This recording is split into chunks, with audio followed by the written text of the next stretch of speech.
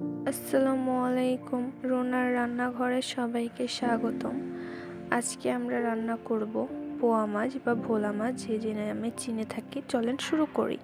প্রথমে একটি কড়াইতে তেল দিয়ে দিব।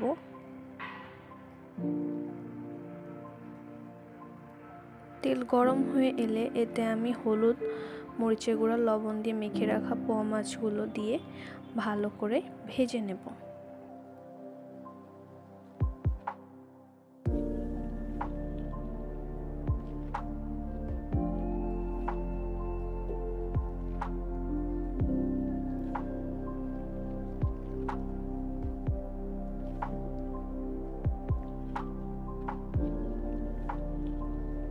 মাছের দুই পিঠ ভালো করে ভাজা হয়ে গেলে উঠিয়ে নিব।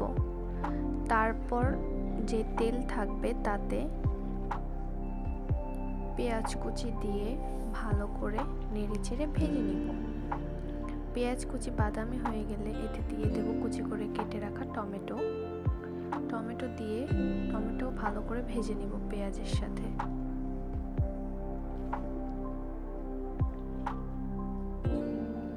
টমেটো কিছুটা সিদ্ধ হয়ে এলে তাতে একটু পরিমাণ পানি দিয়ে দিব।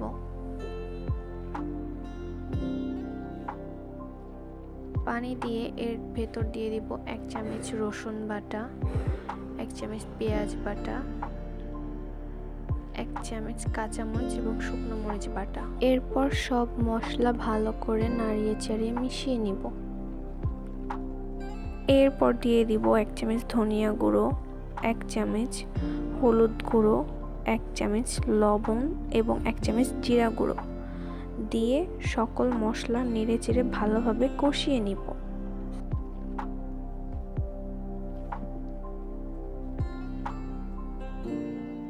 মশলা একটু করে কষিয়ে আসলে তাতে 1 চামচ মরিচের গুঁড়ো দিয়ে আবার ভালো করে সব মশলা মিশিয়ে নিব।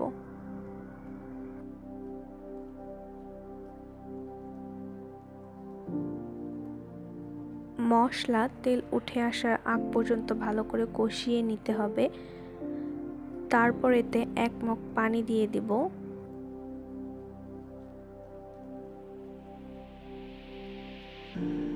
পানি ফুটতে শুরু করলে আগে থেকে ভেজে রাখা মাছগুলো দিয়ে দিতে হবে।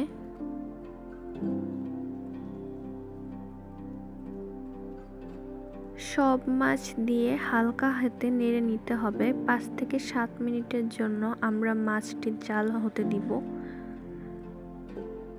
তারপর এর উপর দিয়ে দিব ধনেপাতা কুচি। আরও 2 মিনিটের জন্য রান্না করলে হয়ে যাবে সুস্বাদু পোয়া মাছ বা ভোলা মাছের ভুনা।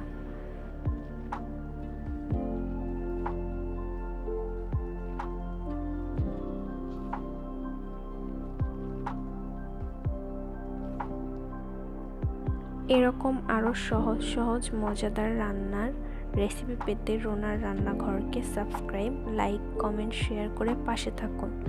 ধন্যবাদ সবাইকে। আল্লাহ হাফেজ।